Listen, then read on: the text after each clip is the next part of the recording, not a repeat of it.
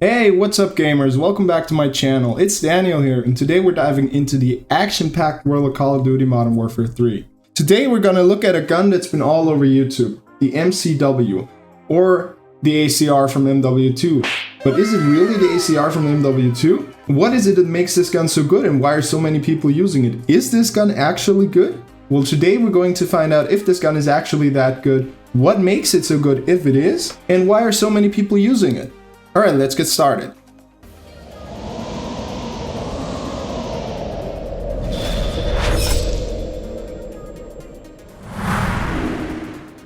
This is a new series on my channel called Gun Guide, where I'm gonna be covering lots of weapons from MW3 and cover the details of the gun as well as the best setup. But before we jump into the nitty-gritty details, make sure to smash that like button, hit subscribe, and ring the notification bell so you never miss out on a future video.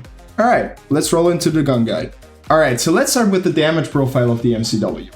As you can see, the damage values for upper leg as well as lower torso is 34. For the upper torso damage we've got 37, and for headshots we've got 44. The gun has an effective range of 26.7 meters as well as a minimum damage range of 45.2 meters.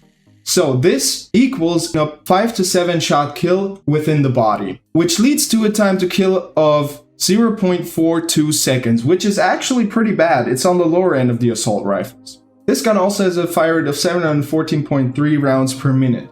So 5 to 7 shot kill isn't really that great, right? But what really improves this gun's time to kill is if you mix in a headshot.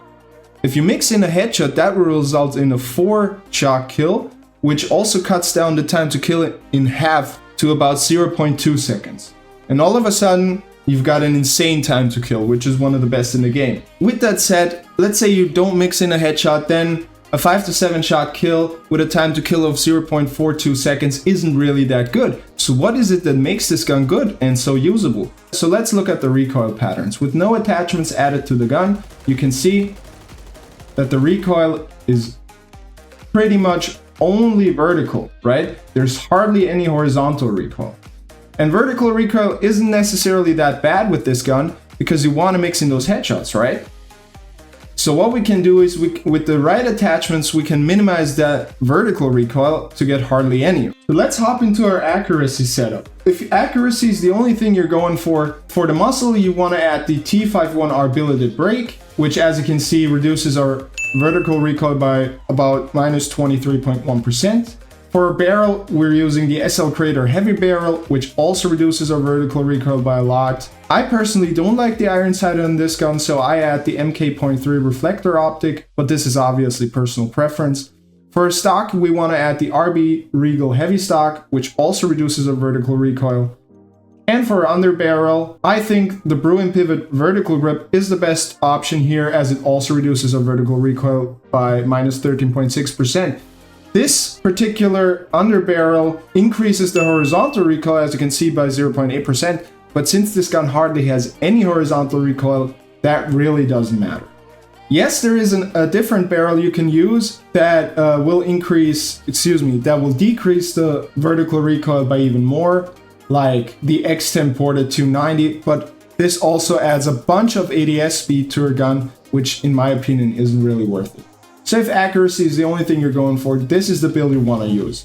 Now if we come back to the firing range and we're emptying a full mag, you can see that we cut down the horizontal recoil by a bunch. There's hardly any now. This is like the ACR back from MW2. I mean, check this out. This gun shoots like an absolute laser. Super easy to control, hardly any recoil now. But in my opinion, that's not the best build for public matches, because obviously in public matches you're gonna run into several enemies and you're gonna empty that mag really quickly. So I think the best build for public matches is to get rid of the underbarrel and to add a 40 round mag. So this build now will increase our horizontal recoil, but it still shoots like an absolute laser. So if we come to the comparison here,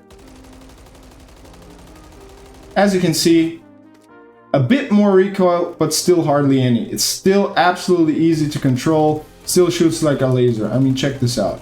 So for public matches, this is the build.